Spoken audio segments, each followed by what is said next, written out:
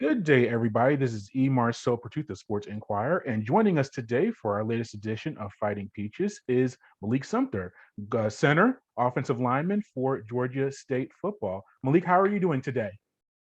I'm good. Just ready for Saturday. Had good few days of practice. Everybody locked in, ready. Just finalizing, little assignments, little keys like that, getting ready for Saturday. Big ball game.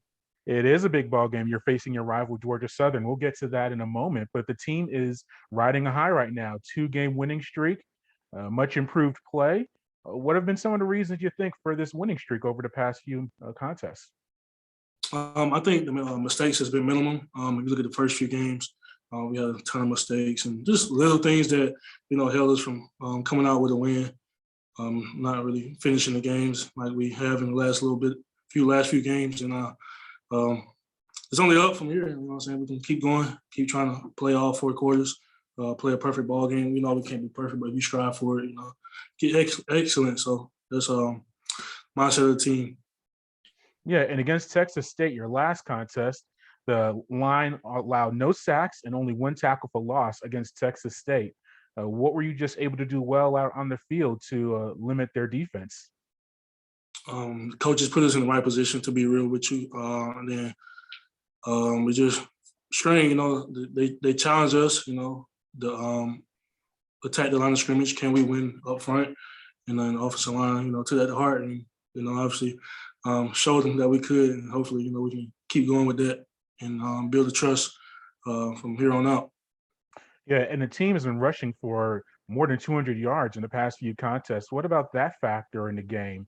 Is that what has led to success running the ball? Is it scheme? Is it execution? Attitude? What's led to being able to run the ball so well? All of them. You start with DJ at quarterback. In the RPOs. They want to take the running back. He can pull it. We'll get them yards as well, and vice versa. And then the running backs we got, they make our job easy. They don't need a little tiny little crease. You saw that Saturday against Texas State. It needs a little bit, and they're gone. So really, all of it. Really, that's it. You mentioned Darren Grainger. He was inserted into the starting lineup in the middle of the season at quarterback. How do you handle that as a center and as an offensive lineman? The change between Cornelius Brown to Grainger, and you're the quarterback of the offensive line at center. What's that adjustment been like for you, moving to a different quarterback? As an O-line, we just got to go with what we can control. Not worrying about who's back there doing our job, and let the rest take care of itself. I'm trusting the coach. They're putting us in the best position to win, so they feel like that was it. It is what it is. Like I said, controlling what we can control, and just worrying about our job, really. Yeah, now schematically, is a different voice, a different cadence, a different protection schemes, just with a different quarterback? What goes when you change a quarterback like that? What are the differences you have to work on individually and as a line? It didn't change too much. Only thing is like the voice of the Mhm. cadence. But other than that, it's the same cadence, just getting used to a different voice. That was really it.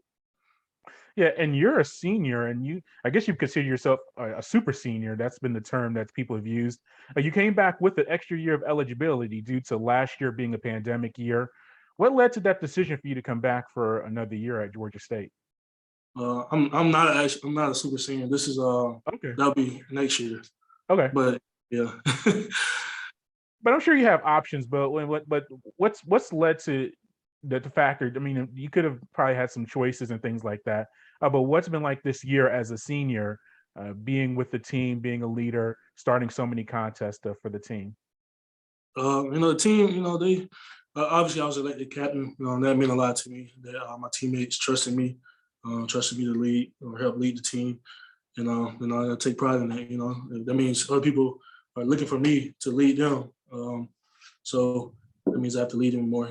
Being a captain, your leadership needs to improve. You know what I'm saying? Because obviously you've been chosen to be the leader of the team, and people are looking for you to do those things. So it's obviously a step up um, over the years. So it's a big thing to me. I Mhm. just feel like they trust me, and I appreciate them for that. And being in that role, what have you not necessarily changed, but how have you approached it? Have you become more vocal? Have you been try to work with the team during practice and film sessions? How do you handle that role as a captain on the team? I mean, this year, it's just been like keeping the team, head straight on from the non-conference, how that part went into conference, and just keeping our head straight, let them know all our goals are still there. The non-conference didn't have any impact on the goals other than, obviously being undefeated. But yeah, our goals are still intact, just keeping them focused on that. I mean, I'm vocal, but I'm not as vocal as some other leaders, you know what I'm saying? So me, it's just more, they watch how I go about things of that nature. Yeah, Yeah, that's about it. sure. And does it help that you have such a veteran group? And you know you're not a super senior, but there are a lot of fourth and fifth year players on this team.